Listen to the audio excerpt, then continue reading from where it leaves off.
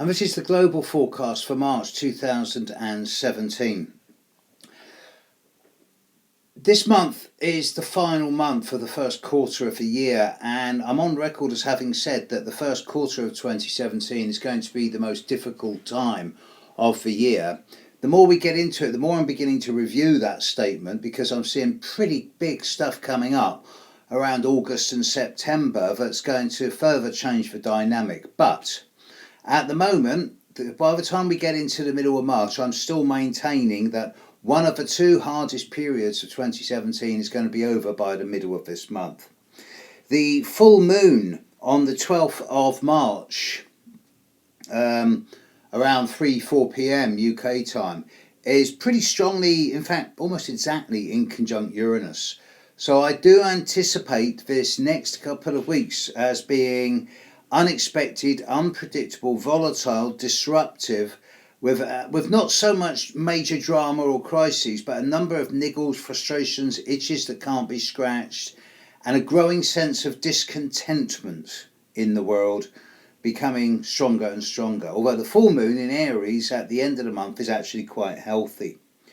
With Saturn and Uranus really beginning to trine each other very strongly, the need for re-evolution, not revolution, but re-evolution, and for individuals to take responsibility for their own actions whilst at the same time recognising the need for a degree of structure and boundary, especially in one's belief systems and philosophies, is getting stronger and stronger.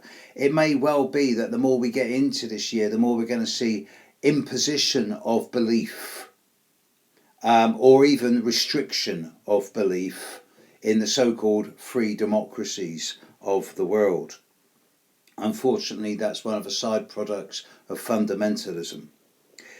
This month, well, Jupiter's still retrograde. We've got a Venus retrograde in Aries all month, which isn't going to be as dramatic as it sounds, especially with Mercury in Aries at the end of the month, Mars starting the month in Aries. It's all about Aries, but then isn't it always all about Aries? But Aries is very much the focal point of this month's transits, at least at the day-by-day level. Mars will move into Taurus on the 10th of this month. Mercury will move into Taurus briefly on the 31st of this month before going retrograde in April.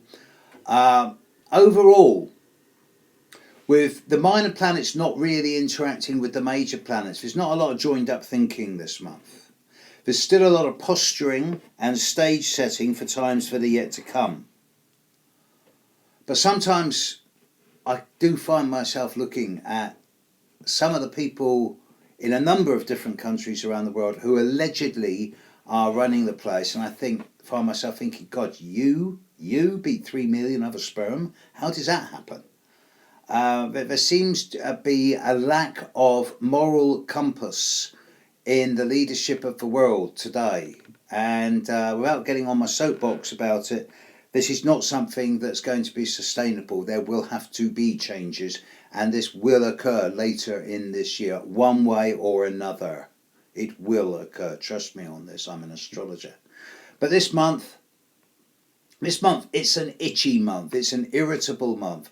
There's a lot of unjoined up thinking, a lot of posturing, a lot of hot air, a lot of words, and a lot of separate actions which don't back up to the words. So this month is going to get more and more irritable and frustrating as people walk the talk but don't do the actions that back it up. My advice to the whole planet at this time is just don't buy into the hype and spin. Keep your own counsel, live your own life according to your own conscience, your own dignity, your own integrity. Walk your own talk. Don't buy into the hype and spin. Catch you next month. Bye.